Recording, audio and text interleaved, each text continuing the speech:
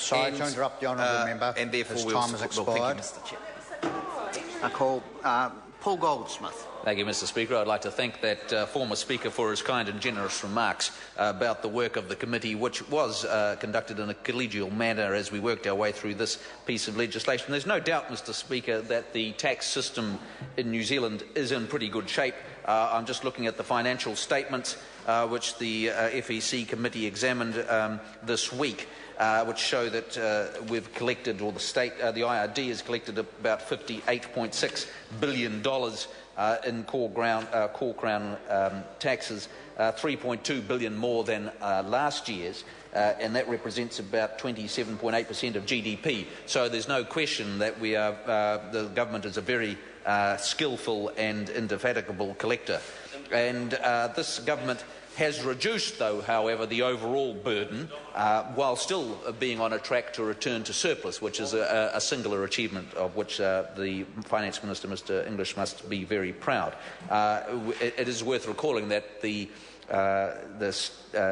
tax as a percentage of GDP peaked at about 31% in 2006 under that most rapacious tax gatherer, Michael Cullen, and we've managed to get it back to a more reasonable level. Of course, the driver of tax is government spending, and this government has made good progress after the blowout during the GFC and the Canterbury earthquake, where government spending, core crown government spending, peaked at about 35%. We're now down to 33% and on track to be at about 30% in a few years' time. So there's no question that in terms of collecting tax, we're very good at it, but this bill is part, this taxation, annual rates, foreign superannuation and remedial matters bill is the latest piece of tax legislation aimed at making the tax system fairer, simpler and in strengthening our economy. And the government aims to raise its revenue that it needs, not through hiking tax rates, but by ensuring that the existing tax base tax bases are applied fairly and are defended stoutly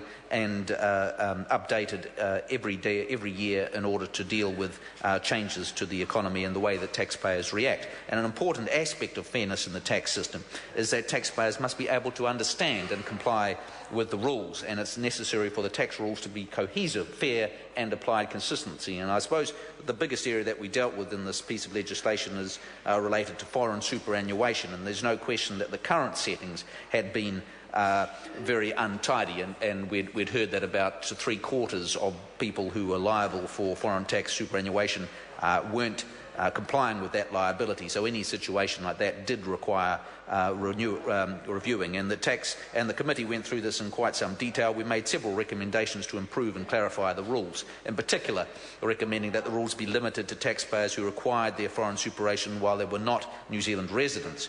That makes the new rules more robust and more consistent with the original policy intention.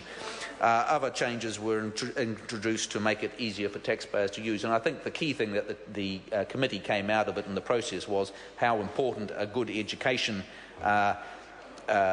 scheme or a set of arrangements, particularly with tax advisors, was in this area, because there's no question that it is a complex area of law. It doesn't matter, not just for New Zealand, but in any country around the world. If you're going from one jurisdiction to another, the tax complications relating to superannuation are always going to be detailed. And so I think what we've come up with in this piece of legislation, while it's not perfect and there's certain situations where people are dealt with differently, it gives options for taxpayers to deal with being non-compliant in a straightforward way, and offers, I think, a reasonable mix. The other area is in the specified mineral mining. Again, the Finance and Expenditure Committee made several recommendations to improve and clarify the rules there. For example, a new definition of operational expenditure has been included to ensure that such expenditure remains deductible and distinguished from development expenditure. And the committee heard a lot of submissions on that, and I think we've fallen in a space which is reasonable to the mining companies who have situations where they're dealing out 30 or 40 years and trying to project a long way out, and wanting to ensure that they're not left with an inability to get expenditure deducted. And I think we've fallen in a reasonable space there. And on that basis, I'm very happy to commend this bill to the House. Thank you, Mr. Speaker.